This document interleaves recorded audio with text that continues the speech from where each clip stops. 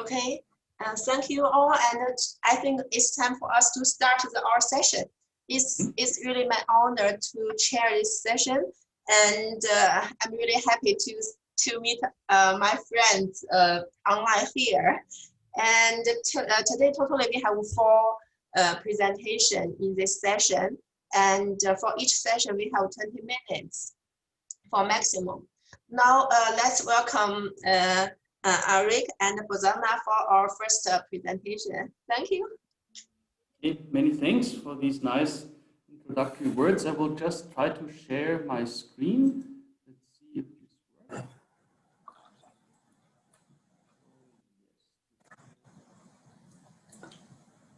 I suppose you see the PowerPoint presentation, all right?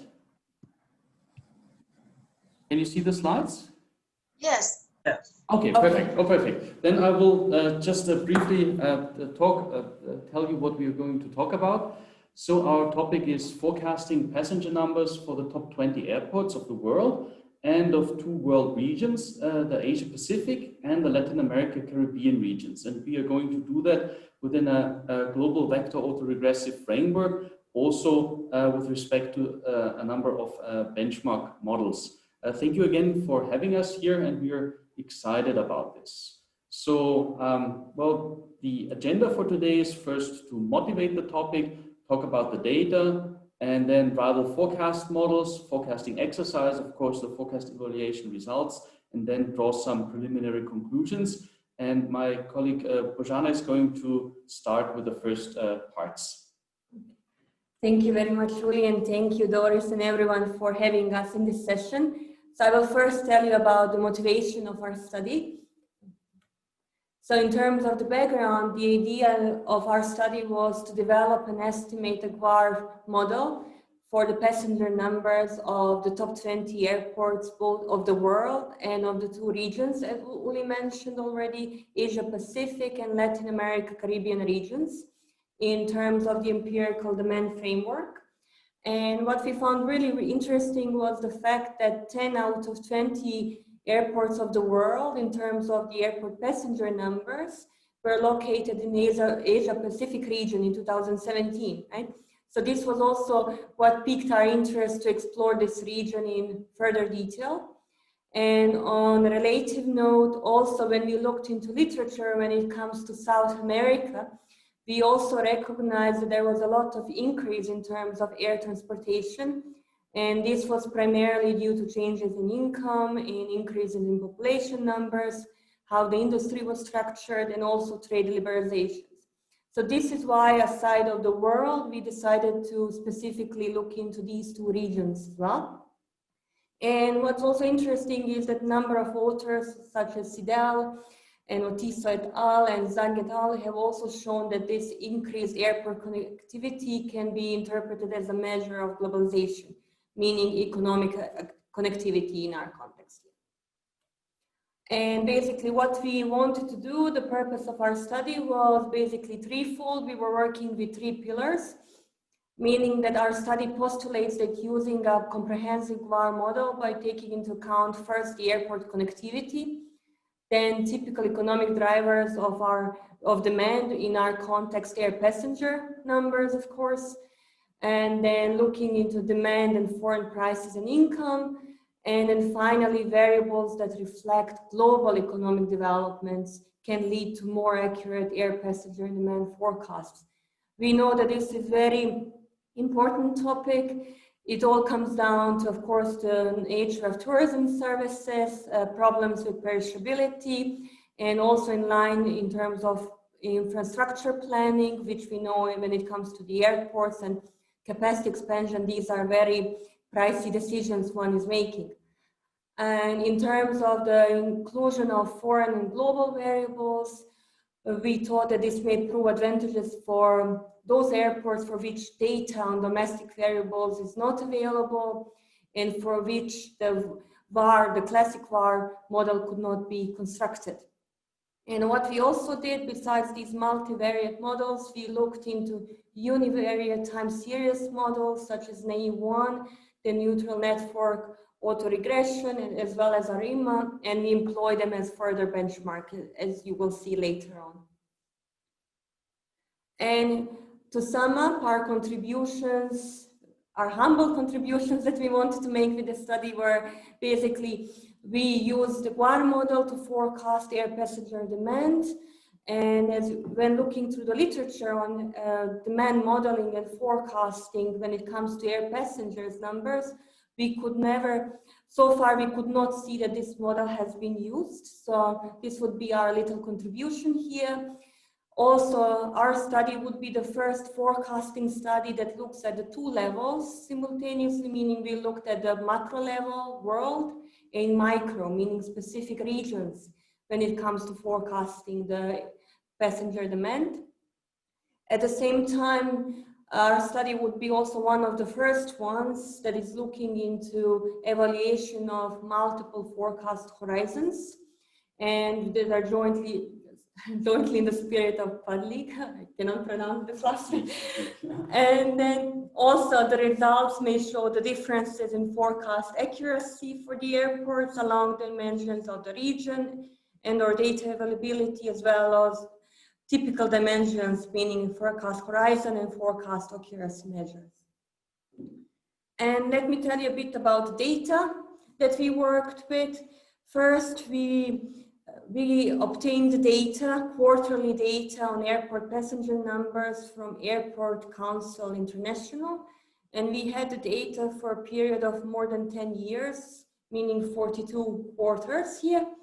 And we worked with top 20 airports of the world, of the Asia Pacific region and Latin America, Caribbean region.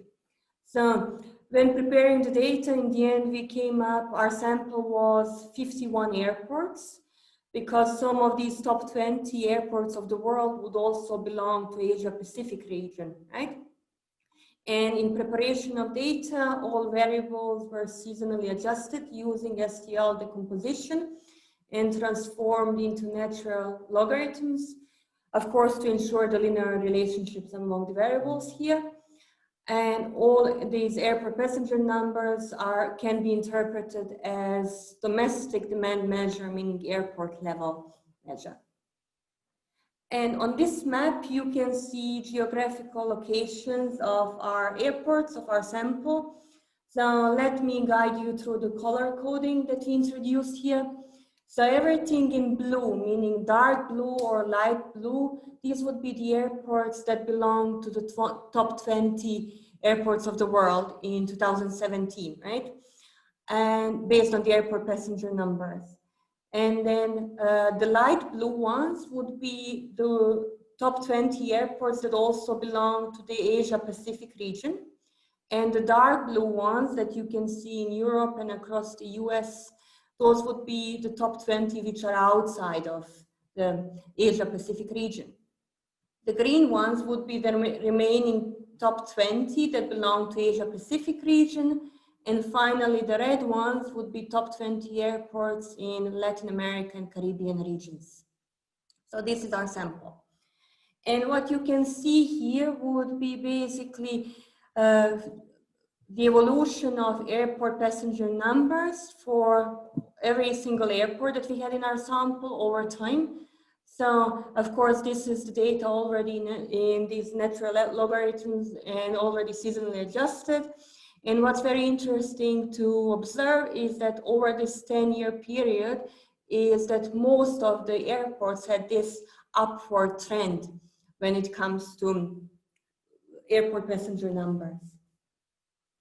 And finally, we worked with additional variables. For instance, for country level proxies, when it comes to typical economic demand drivers, we use domestic own price, which was proxied by CPI in dollars, and also domestic income proxied by our GDP, also in US dollars. And these are the variables that we obtained from OECD and the GUAR database. And we used 2015 as the base or rebased year, which we used in our multivariate forecast models. However, reality is that this consistently defined CPI and our GDP data were not available for all the countries that we needed. And since we needed, for our GWAR modeling, since we needed to have this balanced panel, we had to overcome the missing values, right? So two ways to do it, of course, were interpolation or the backcast basing using the ETS. And finally, concerning the GWAR model, also the foreign variables that we constructed, we used like time constant weight metrics based on the number of passenger flight connections between the sampled airports, which we obtained from OpenFlight's site, with the number of passenger flight connections being measured as of June 2014. And finally, we also employed one global variable in our GWAR model, which is the global crude oil price. And we obtained it from the FRED database, also using 2015 as the rebased year. So now we will tell you what we did with these variables. Okay, thank you, Bojana. I think I'll just need to come a bit closer to the microphone, and I will tell you about the rival forecast models that we have employed. So first, it would be the GWAR or the GVAR model, of course. You can see just an example of such a VAR-X model with leg orders 2 and 2. X would then be the vector of domestic variables, X star the vector of foreign variables, G the vector or rather scalar in this case of global variables, T a domestic time, a deterministic time trend, alpha the intercept, and U the error term. And we know that these individual VAR-X models, the optimized ones, are estimated in vector error correction form as vector error correction models, and then are at the airport level and then are solved globally for the global network of airports. As benchmark forecasting models, we employed more or less the closed economy counterpart to the GVAR model, which is the classical vector autoregression. Then naive 1, not seasonal naive because we have deseasonalized the data. The neural network autoregression, which has become a bit popular recently. ARIMA models as well. And for the GVAR model and also for the VAR, the neural network autoregression and the ARIMA model, optimal leg orders have been determined by using the Akaiike information criterion, and also the optimal order of integration for the ARIMA model is determined by the KPSS unit root tests. So software-wise, for the GVAR model, we used this add-on for MATLAB and Excel, and the other models were then calculated more or less using different packages, such as the forecast package for R. Then the forecasting exercise. So how did we proceed? We employed expanding estimation windows or a rolling forecast origin, more or less to replicate a natural forecasting problem in a situation where the forecaster seeks to use up all information available, which is especially relevant in such a small sample situation, and is sometimes also interpretable as a form of time series cross-validation, as has been noted in the literature. So we evaluate forecast horizons 1, 2, 3, and 4 quarters ahead, because after 4 quarters, the forecast trajectories start deviating from the historical data. So this is also one reason why we recommend not to evaluate forecast horizons greater than 4 quarters ahead. The caveat of this is, of the GVAR model, is that it of course needs a certain number of observations to be estimable, and also to produce sensible forecast results. So since the first feasible forecast origin is the 3rd quarter of 2016, this only produces 4 counterfactual observations per forecast horizon and airport, of course, and model. So this is a bit, those are only very few observations to really calculate meaningful forecast accuracy measures. Therefore, in addition to evaluating these single forecast horizons, we also evaluate all forecast horizons jointly to obtain 16 counterfactual observations, thereby following the idea of Quadpflicht to analyze the entire forecast trajectory jointly. So he developed this idea. He developed formal statistical tests similar to Diebold-Mariano and Hansen type tests for multiple forecast horizons, also evaluating the mean square error, and showed that these have quite superior performance. given our small number of observations, we are not able to perform these formal statistical tests, but still the thinking, the approach is very similar. And then for each airport and forecast horizon, we evaluate the pseudo out of sample ex ante accuracy of all 5 rival forecast models in terms of the traditional forecast accuracy measures, mean square error and mean absolute error. So the forecast evaluation results, don't be afraid now when I show you the tables. I mean, there's quite a lot of information on them, and they're also quite colorful. So here for forecast horizon 1, you see the list of all airports in principle. So the first block are the top 20 of the world until this first a bit thicker horizontal line. The second smaller block is the remainder of the top 20 Asian airports that are not part of the top world airports. And then below you find also the top 20 airports of Latin America, Caribbean. And besides the mere MSE and MAE measures, we also, for better legibility, we also introduced MSE ranks and MAE ranks. And the color coding in this case means that green means rank 1, yellow means rank 2, and red means rank 3. And 4 and 5 did not get any specific color of their own. And we also aggregated those ranks for the total sum of airports and also for the different regions that we investigated. So I will also show you quickly the pictures for forecast horizon 2 and 3 and 4.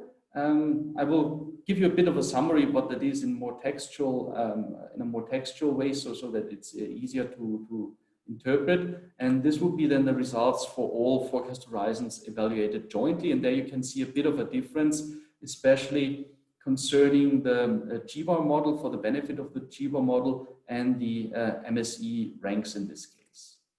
So what are our key findings? So the GVAR model performs best for single airports, especially at forecast horizon 1 quarter ahead and also 3 quarters ahead, and when the forecast horizons are evaluated jointly. So these are the number of airports. This is a collection of airports for which this model ranks first, but there are also, as you could see in the last table, a number of airports for which it ranks at least second or third. So aggregated over all airports, the ARIMA model performs best across regions for the forecast horizon 1 quarter ahead. For forecast horizon 2 quarters ahead, the VAR model performs best for the regions world, Asia Pacific, and the ARIMA model for Latin America, Caribbean, and Asia Pacific. For forecast horizons 3 and 4, and all forecast horizons evaluated jointly, the VAR model performs best for the regions world and Asia Pacific in terms of the mean squared error and mean absolute error, and the ARIMA model for Latin America and Caribbean. The neural network autoregression model, which has been introduced not so long ago, performs best for some airports and also some forecast horizons, but there's no overall outperformance of this model compared to its competitors.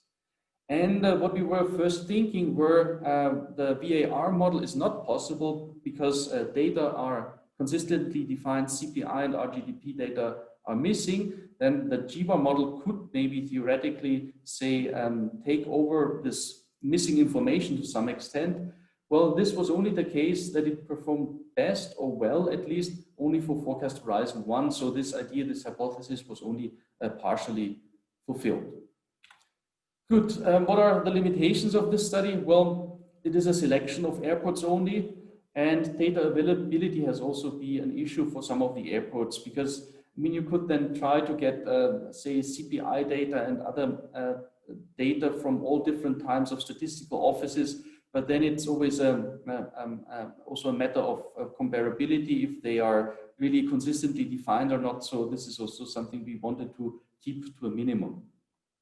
Also, since the GVAR model is estimated in first differences, we had to aggregate the original monthly airport passenger numbers to quarterly values because otherwise we could not really use RGDP as a tourist income or airport passenger income measure. This would not have been possible, but this of course has also led to a reduction in the number of observations. Areas of our interest for future research include going beyond the classical economic variables and also include some form of big data in the airport passenger forecast models. So I think this is quite a good a bridge to the other presentations we're going to have today, because this is going to be a lot about big data. And there we will also be able to use probably the monthly frequency of the airport passenger numbers. That would also be nice. Also, one remark, we also had data not only for total passenger numbers, but also for incoming, outgoing, domestic, foreign, but there the time series were very incomplete and also not so reliable. That's why we could only take a look at the total passenger numbers. And our second idea would then be to also do some benchmarking between the airports, and in terms of an efficiency analysis, with the help of data development analysis as a modeling tool in this case. Okay, so this would be it from our side. So thanks a lot so far, and we are looking forward to your questions. Thank you, Eric, and thank you, Bozana. It's very interesting topic. And any question from our audience, we have 2 minutes for Q&A.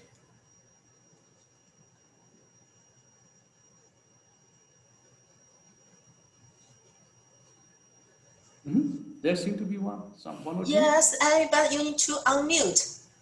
Okay. Hello, Professor Guter. Thank you very much for your presentation about this topic. I have a question about, do you have any standard to select the error evolution model? In your study, you select the MSE and the MAE for the error evolution. Sometimes I'm confused in select the models to evaluate the error. Some scholars said MAPE may be more convincing. I'm not sure whether you have some standard to select these models. Thanks. Some standard to select the models. I mean, we used, to optimize the models to find the optimal lag length, so to speak. We used the Akaike information criterion. Yeah. And for the evaluation, I mean, mean squared error and mean absolute error, they are more or less like the standard measures. We could maybe also have introduced something like the mean absolute percentage error as an evaluation criterion, but this is something we could also easily add in the end. We are not done with the paper yet, but many thanks for your comment. Okay, thank you. Okay, Ayu, can you have a quick question? Well, yeah, it's not a question, maybe just a possible future collaboration opportunities, because in SRA we have a very big database in terms of the airline industry. So we have the flight frequency, daily flight frequency to each airport in the world. So I think if we, in the future, we can collaborate on this project, and maybe we can further put the spatial spillover effect in the GVAR model. And then we can not only look at the global model, but also look at the local models. Oh, that would be very interesting. Yes, thank you for that. Yeah, we will come back to you for sure. Thank you. Many thanks. Okay, due to time limit, we now need to move to our second presentation. And thank you again for a very, very great presentation. Thank you very much. Thank you. Thank you. Okay, our second presenter is Dr. Mimi Hu from Guangxi University. Okay, shall you start, Mimi?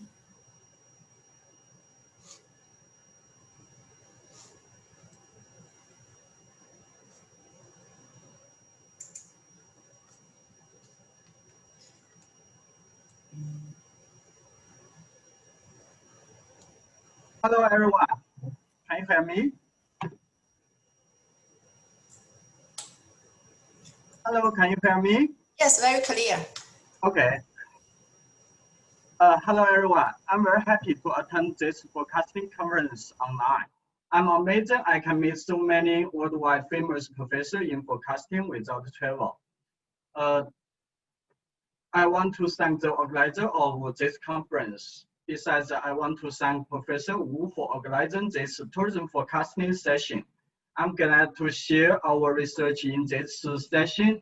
This study age-based decomposing method for tourism demand forecasting is co-authored by Richard Chu coming from University of Macau and I. In the last 2 decades, tourism demand is booming. This figure shows the monthly tourist arrivals in Hong Kong from 2001 to 2018. Tourism demand increased about 400%.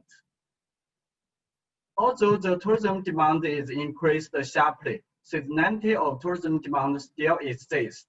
If supply side provide redundant capacity in no season, the empty table, cold food, and hotel room can't store, and the redundant capacity is easy metamorphic. Otherwise, when capacity shortage occur in peak season, tourist attraction and other tourism industry would overcrowd. It largely affects travel experience, and it's impossible to supply the shortage capacity in short time. How to keep the demand and the supply in balance? Forecasting the future tourism demand is especially important to keep this balance. With the tourism forecast value or intervals, government or tourism industry can make policy and improve management ability to meet the demand change. They also can make strategic planning for the future development. In the recent years, tourism demand forecasting has been widely studied. Forecasting models can be divided into quantitative and qualitative forecasting. And the quantitative forecasting method include Delphi, judgmental, and scenario. And the quantitative forecasting model can be classified into time series model, econometric models, and artificial intelligence-based models. For multivariate models, a major challenge is that one has to first forecast the explanatory variables before forecasting tourism demand. In this study, we focused on the time series models. When forecasting tourism demand in a destination, we usually model and forecast the tourism demand from different markets separately. The reason is that specifying features of different market segments helps to capture the special characteristic and improve the fitness of a univariate or multivariate model. Inspired by this idea, how about the age segment for a certain market? An age-related family life cycle theory is proposed by Weil and Gruber in 1966. They defined 9 stages in life cycles.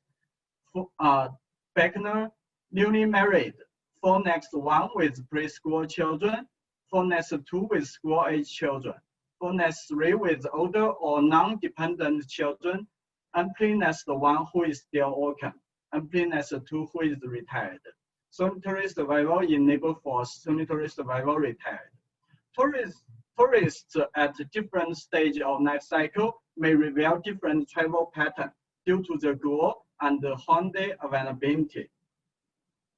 This figure shows the monthly tourist arrivals from USA to Hong Kong for different age segments.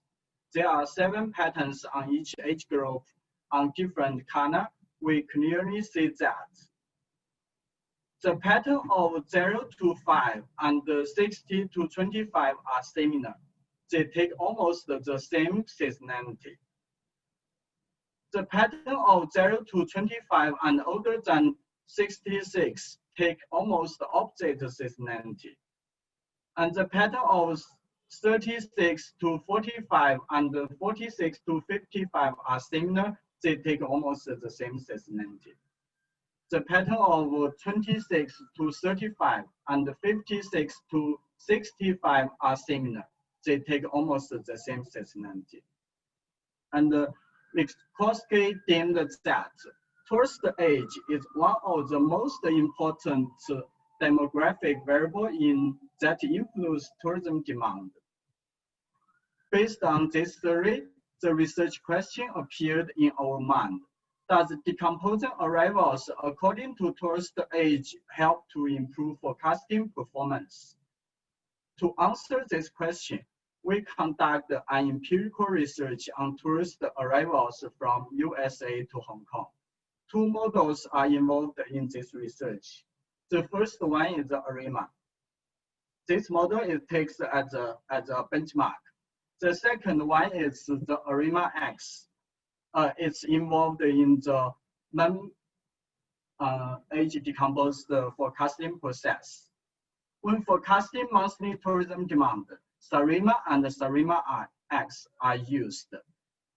And function in our package, in forecast package called AutoArima is used in this study. Here is the forecast framework of age decomposition method. There are 4 steps. The first step is to divide the tourism demand time series into several age groups. The third step is to forecast the tourist arrivals for each age group. The arrival of other age groups are incorporated as explanatory variables in SARIMA X model. So step 4 is to ensemble forecast value of all age groups and output the forecast values. And the forecast performance of the age decomposition method and benchmark model are measured by MAE, MAPE, RMSE, RMSPE. The improvement of new proposed method compared with benchmark is measured by IR. In this empirical study, we forecast the tourist arrivals from USA to Hong Kong, arrivals from January 2005 to June 2014 are taken as the initial model estimation samples, and then extend month by month until the total samples are used. And 1 month to 12 months ahead, forecasting performance of age decomposition method and benchmark model are compared. This figure shows the competition of SARIMA and the age decomposition method on MAE. The horizontal axis is the forecast horizon, while the main vertical axis is the value of MAE. The secondary vertical axis on the right hand is the improvement. The pinner with orange lines shows the MAE of SARIMA in each forecast horizon. The pinner with purple lines is the MAE of age decomposition based method. The green pinner indicates the performance improvement of age decomposition method compared with SARIMA. And the minimum improvement on MAE are more than 11%. The maximum can reach up to 23%. When measured by MAPE, the minimum improvement is 10%. The maximum can reach to 23%. And when we measured by RMSE, the minimum improvement is 30% and the maximum is 23%.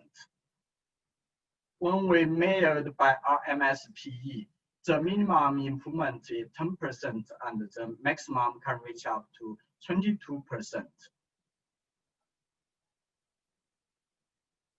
The competition results on MAE, MAPE, RMSE, and RMSPE consistently demonstrate that age decomposition based method can significantly improve the forecasting performance.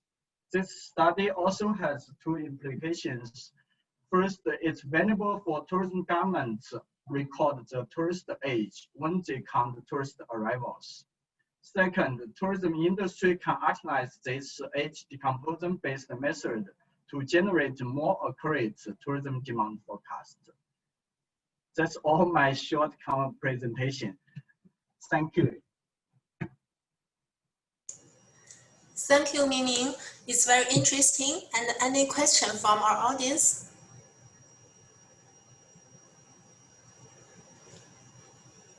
Indeed, I have a question.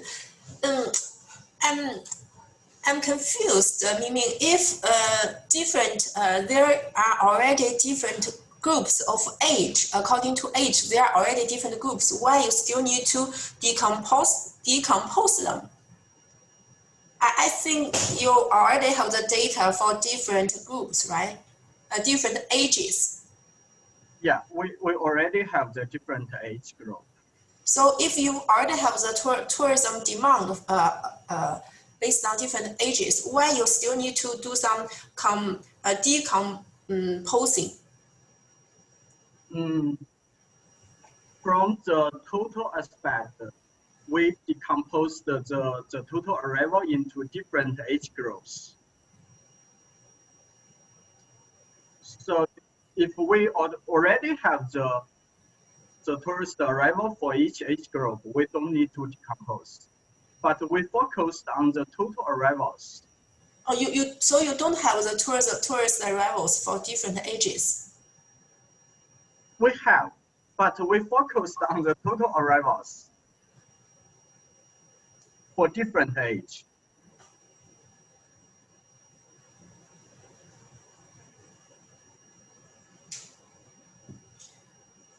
Okay. Okay, I think I need to think about it. Thank you.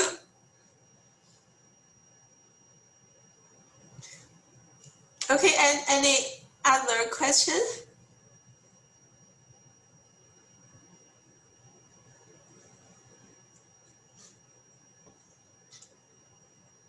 Okay, Mimi, indeed a follow-up question. So at the end, how many groups you finally got after your decomposing algorithm? From the published by the Hong Kong government, there are 7 groups. 7 groups, yeah. 7 age groups. They divided from 0 to 15 is the minimum, and then 10 age. Yeah, 10 years is the interval. So when in your study, you also decompose your total arrivals into 7 groups. Yeah. Okay.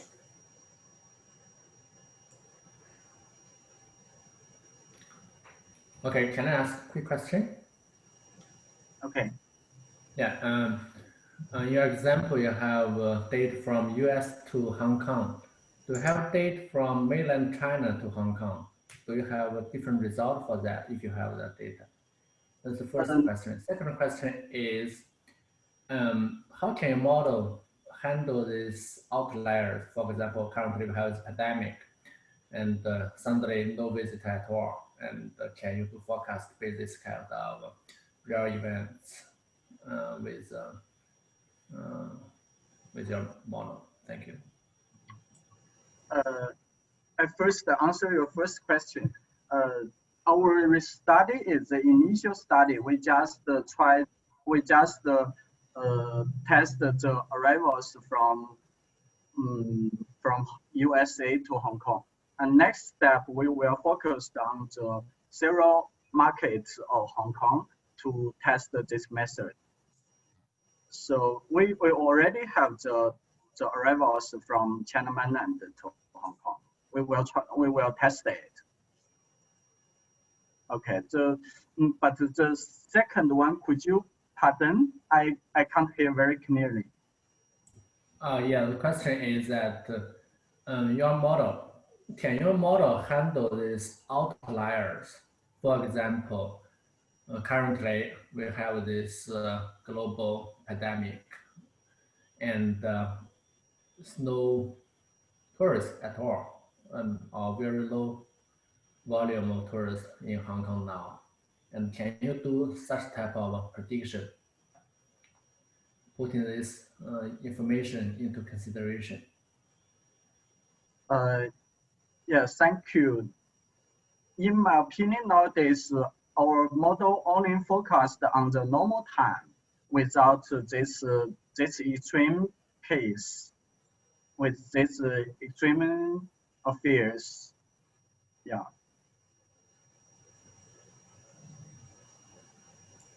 In my opinion, Okay, thank you.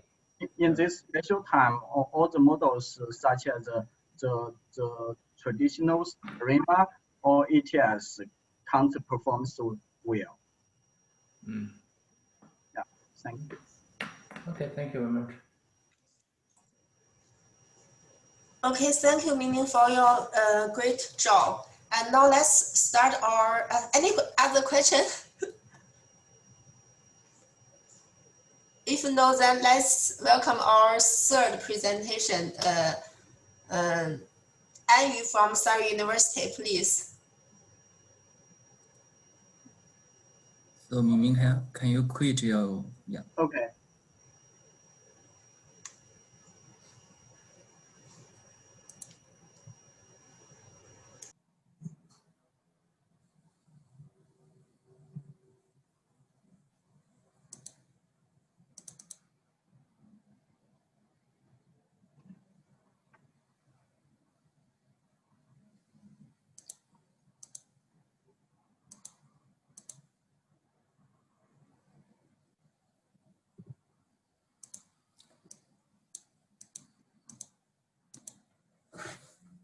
Here we go.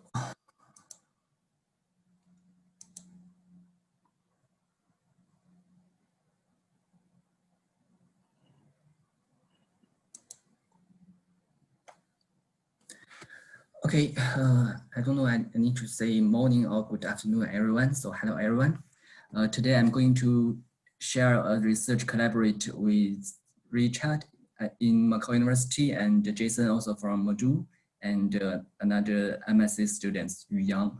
We are going to talk about if the timing matters when we use the social media data to forecast occupancy rate and using the case of Hong Kong during the unrest periods in 2019.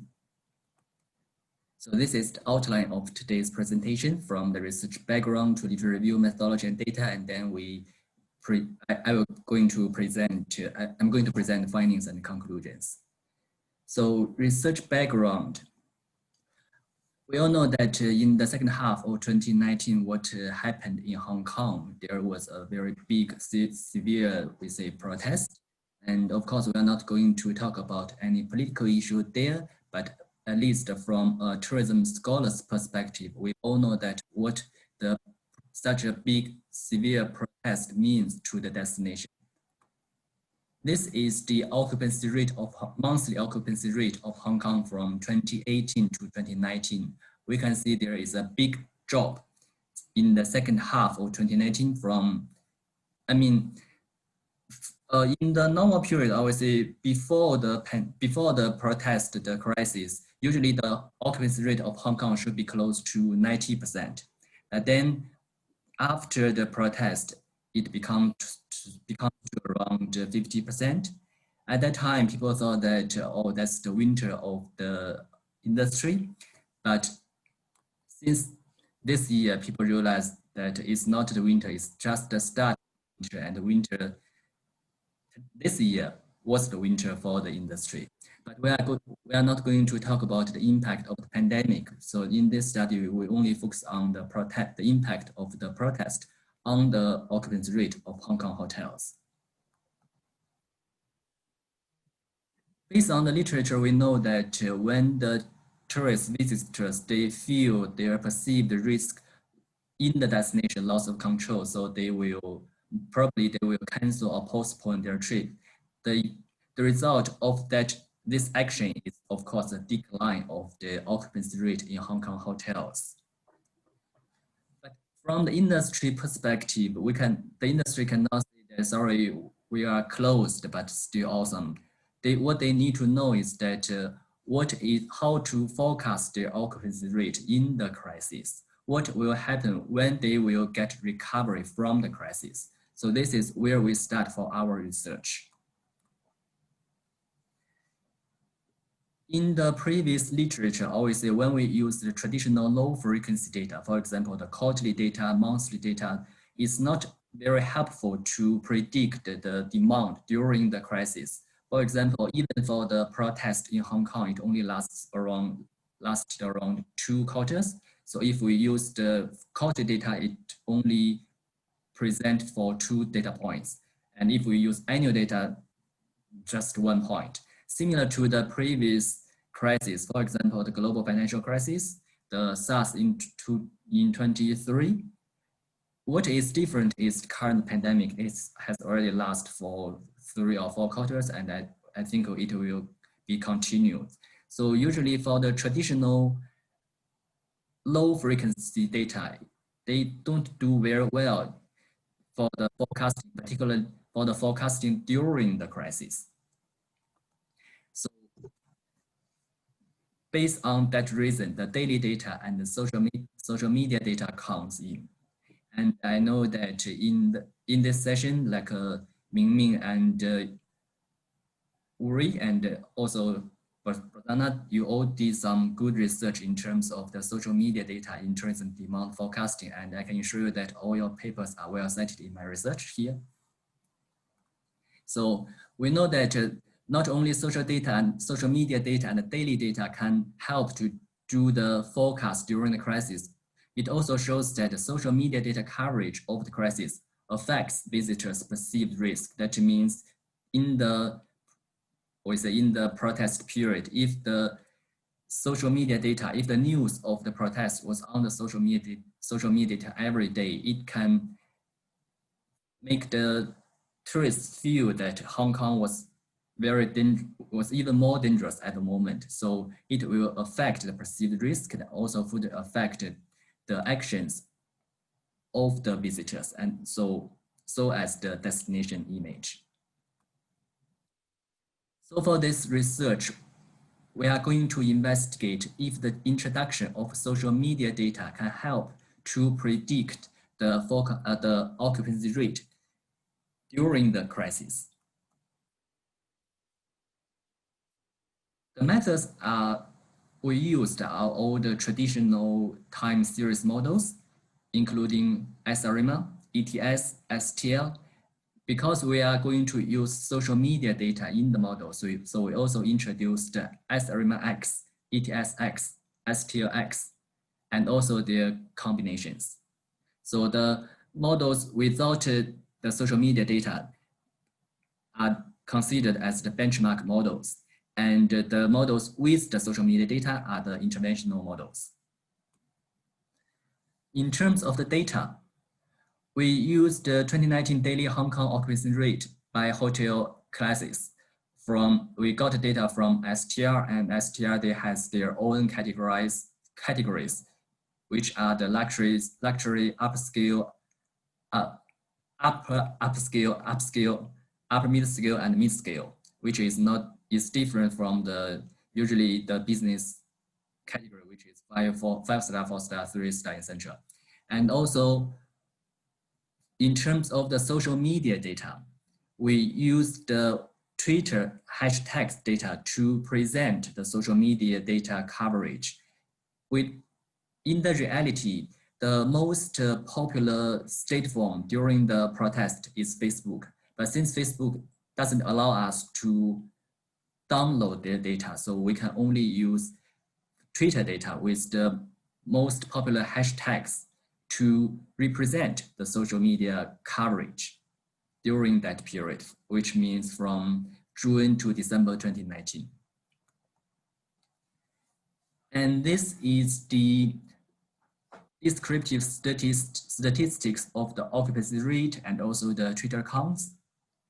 We can see that before June, everything was fine, and then the occupancy rate started to decline as the protest started.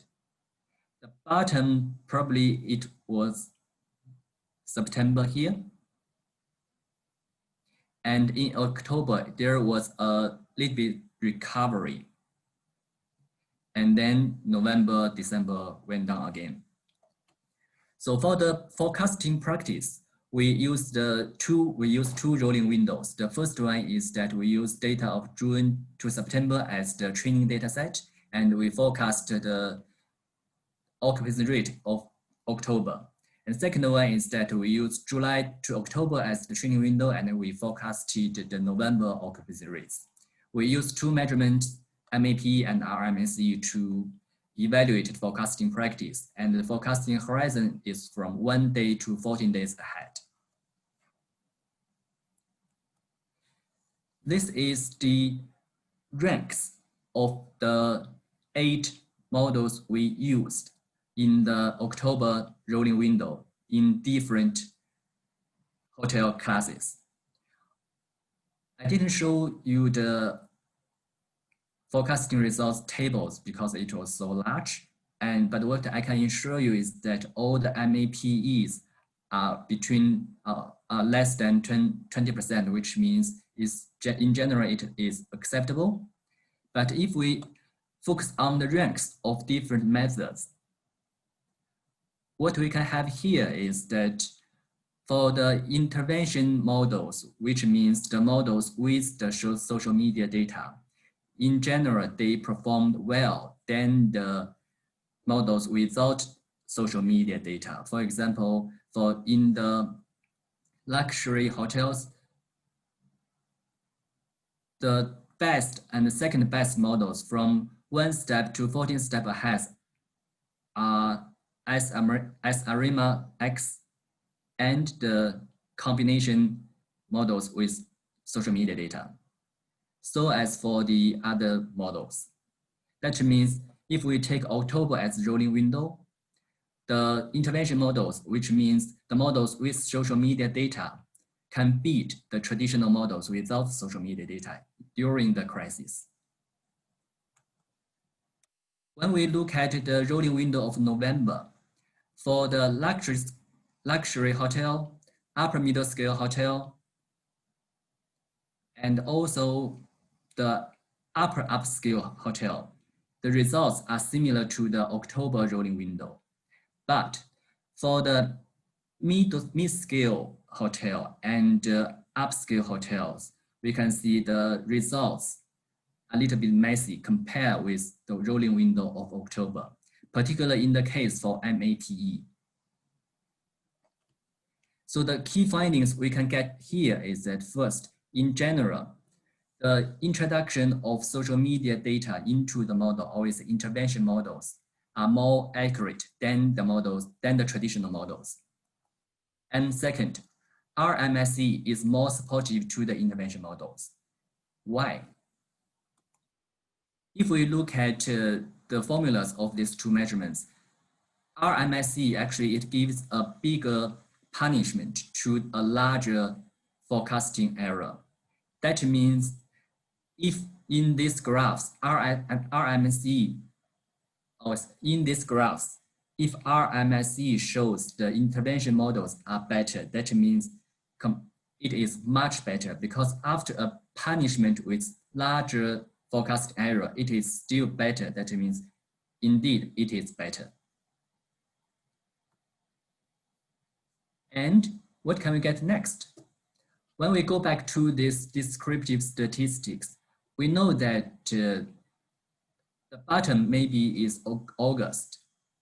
And in October, the intervention models in all categories looks better than the traditional models.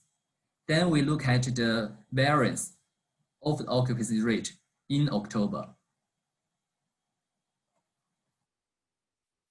We can find out that in November, the variance in the luxury, upper upscale, and upscale, it is still larger than the variance in upper middle scale and mid scale. That means the reason why in the upper middle scale and the mid scale, in these two graphs, why the intervention model that didn't work that well,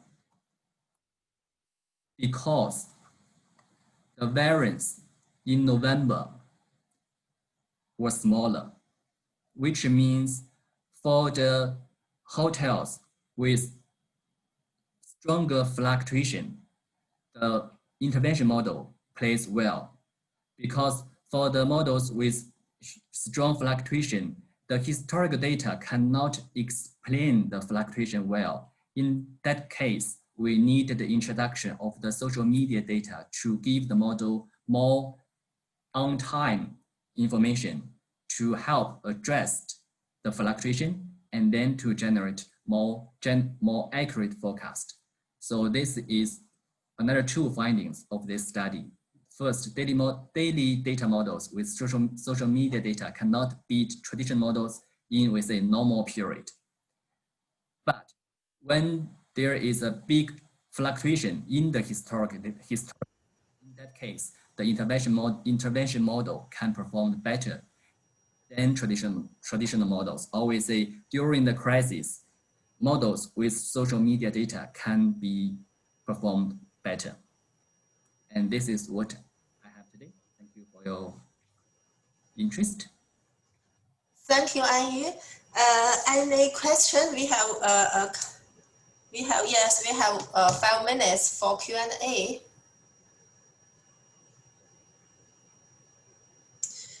Indeed, Anyu, I feel because you are using Hong Kong hotel data, and the mainland China is the biggest source market for Hong Kong tourism.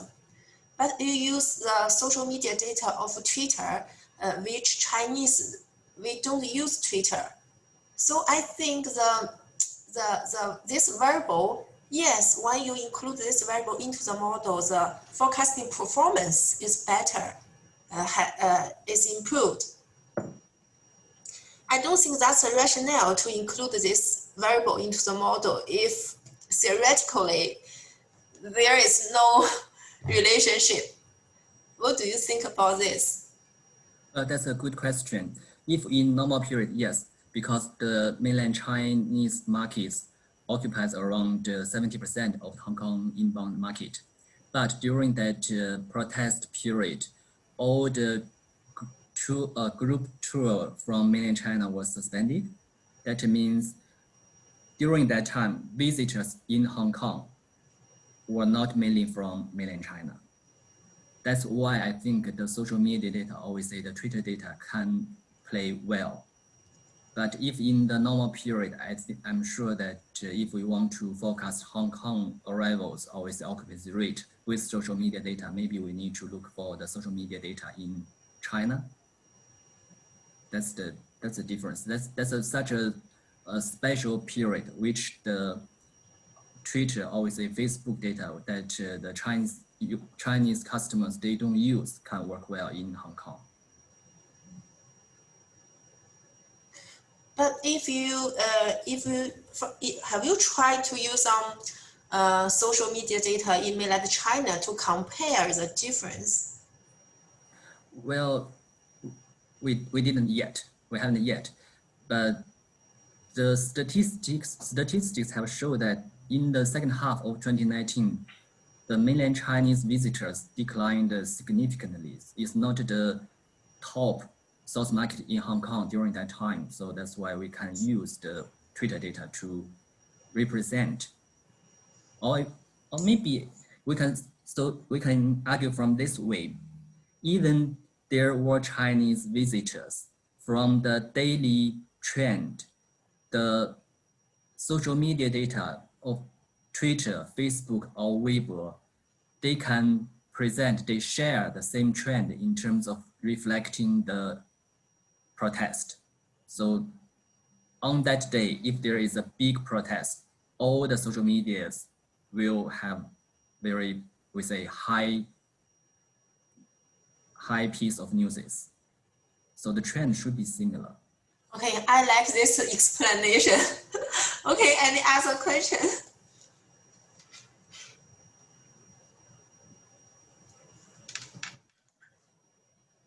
Okay, if no, then thank you, Anyu, for your interesting topic and presentation. And now let's move to our last presenter Shiteng Zhong.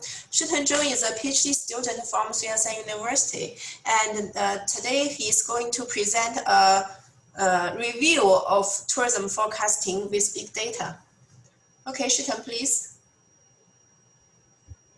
Oh, okay, let's share the screen.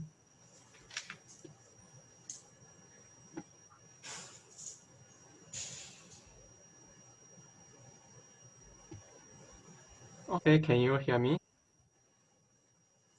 Yes, yes, please start. Okay. Dear teachers and students, I'm Shen, and I'm a doctoral student in Science and Business School, Science and University in China.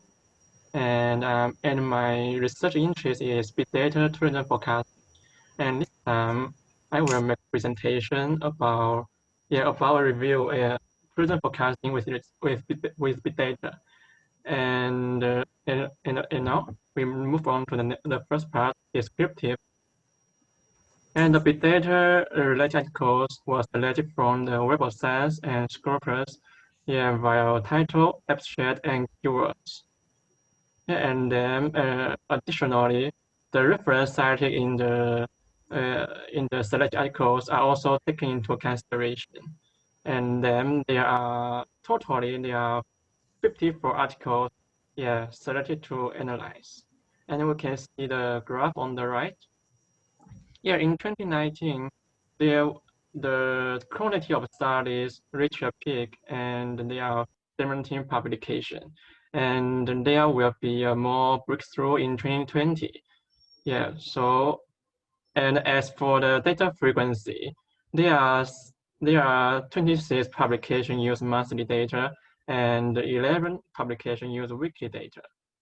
And then there are 9 publications use daily data, but only 1 use annual data.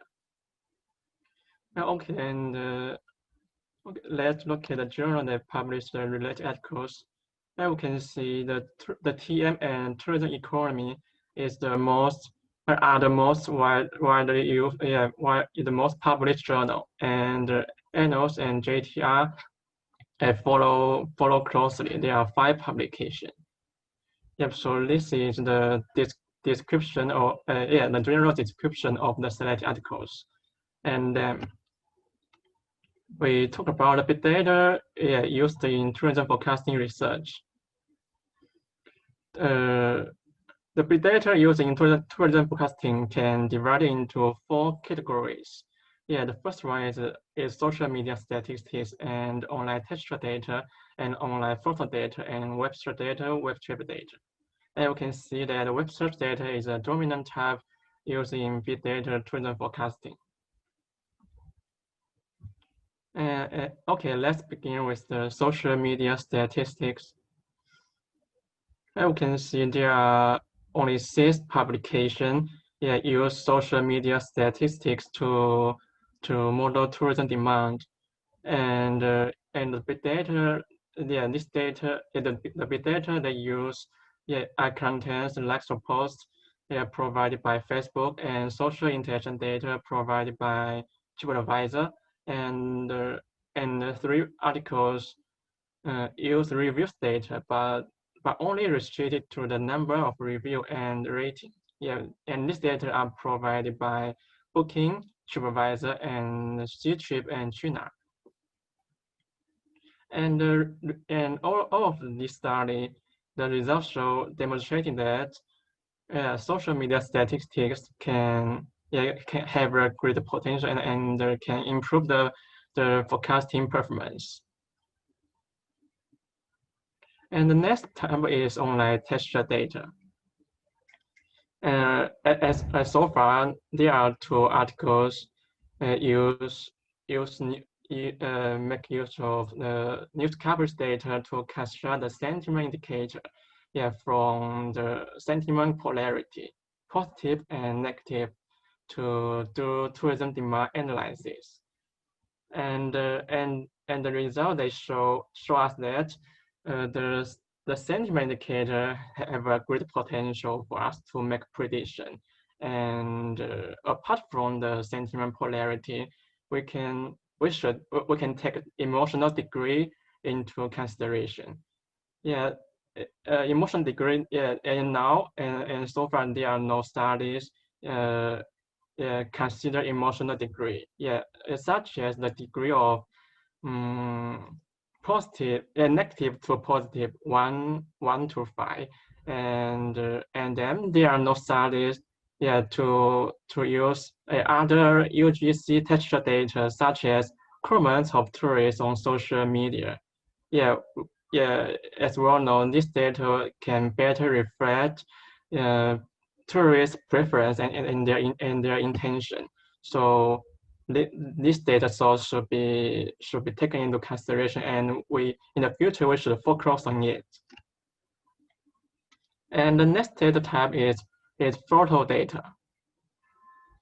And so far there are only one publication concerning about this data source.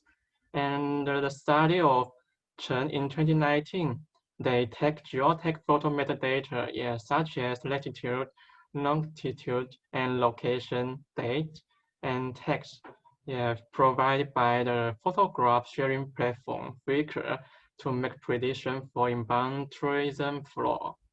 And in order to obtain the tourism-related big data, photo data, they use the TF-IDF and Word2 vectors and a clustering analysis to processing the photo data, and then they obtain the tourism-related photo data.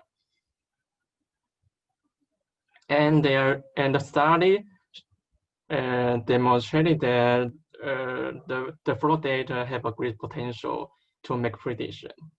Yes. Overall, and the photo data themselves involve much interesting information, but now photo internal data, rather than metadata, have not yet been explored, and the processing of photo internal data remain unclear. So photo data should be and in the future we should focus on it. And the next one is about web search data and web traffic data. Web search data is are the dominant type in the tourism forecasting research, and there are 46 publications accounting for 85.2%. And we can see the graph on the right.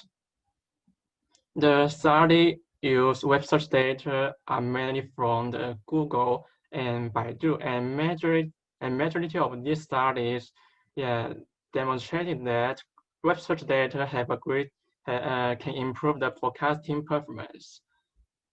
As for web traffic data, there are only 3 articles use the web traffic data, and all provided by the Google Analytics. And all of them demonstrated the pretty power of web traffic data. As for the index construction, using the web search data, the important aspect for this is index construction, and the PCA, principal component analysis is the most commonly used methods. And in order to deal with the nonlinear component, kernel PCA can improve the performance. And then generalized dynamic vector model are also the common one. And recently, static autoencoder, a deep learning techniques, the use of this method is on the rise. And next, we talk about the big data forecasting techniques and the future direction. And apart from a ReMax type model, you have this traditional linear model, and AI-based model have been widely brought into the field of tourism forecasting research, such as support vector regression and BPNN and other neural network, and this AI-based model can deal with the nonlinear component. But however, this AI-based model have difficulties in training data with too many variables, but deep learning have the advantage of dealing with this problem. So deep learning have been brought into this field. And so far there are 4 publications use deep learning methods to improve the forecasting accuracy, and all of them use the long short-term memory methods. Apart from the AI-based model, for the sake of ensuring the reliability of big data, the composition methods have been used have been used frequently, and there are 5 publications. And so far there are 1 publication use hybrid model to improve forecasting accuracy, and the hybrid model have been confirmed effective to improve it. And then there are no studies conduct interval forecasting or scenario forecasting with big data, and these 2 types of forecasting is emerging in the field of tourism research, and especially scenario forecasting, and especially in the context of coronavirus disease. Scenario forecasting is indispensable. So here are 5 future directions. And the first one is about online reviews or other textual data. And now there are no studies use online reviews or other textual data to conduct tourism forecasting, especially the reviews of tourists. And we can ignore that the reviews textual data can better reflect preference and the intention of tourists. And so in the future, we should import sentiment analysis or other text mining techniques or temporal topic modeling to use these reviews or other textual data. And the second one is about photo data. They themselves involve mass interesting and useful information. But now there are the processing of photo internet data remain unclear, and we should focus on it in the future. The third one is about comprehensive and dynamic keyword selection way. These ways are required due to the constant changes of information needs of users. And then deep learning decomposition methods and example approach should be developed in depth. And finally, and the last one is about scenario forecasting and interval forecasting. There are no study use big data to conduct scenario forecasting and interval forecasting. And in the future, we also should, it's a promising direction, and we should focus on it. And often, this is my presentation, and thank you for your listening.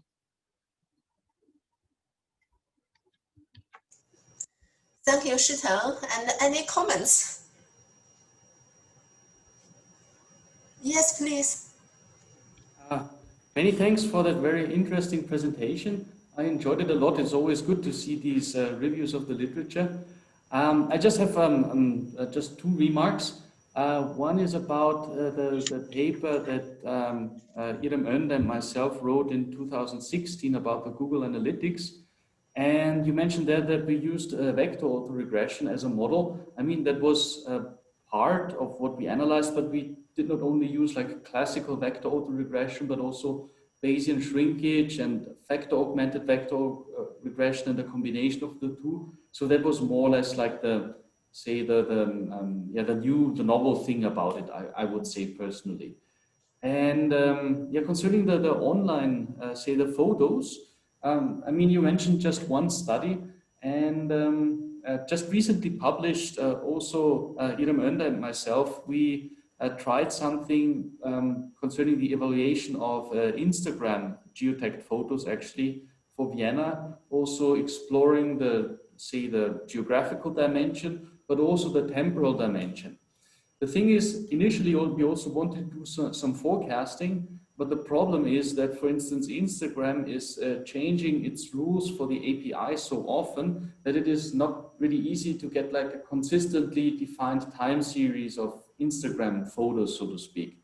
Therefore, our sample was quite small, so we could do some in-sample tourism demand modeling, but for forecasting, like out-of-sample forecasting, the period was unfortunately a bit too small, but that would be maybe also a study which would fit kind of into to that area. But as I said, it's not like really a forecasting study, more a tourism demand modeling study.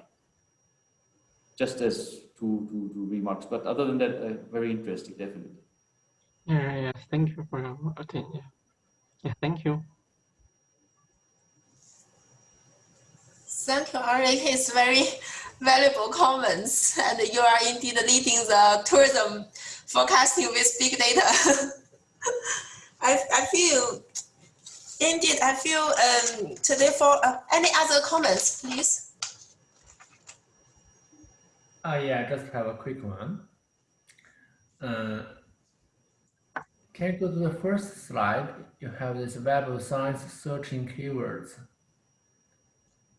Okay, then wait for me. You have this? Yes, just out of curiosity. So forecast and the prediction, a little bit, in my opinion, a little bit different, because prediction is more like broad. In machine learning, they want to use this word prediction, auto-sample prediction, not really necessarily time series forecasting. And I just want to check you don't include those type of papers, for example. Yeah, that was just my comment. What you want to have is like time series forecasting or time series prediction, not like purely auto sample machine learning prediction. Am I right? Just check this.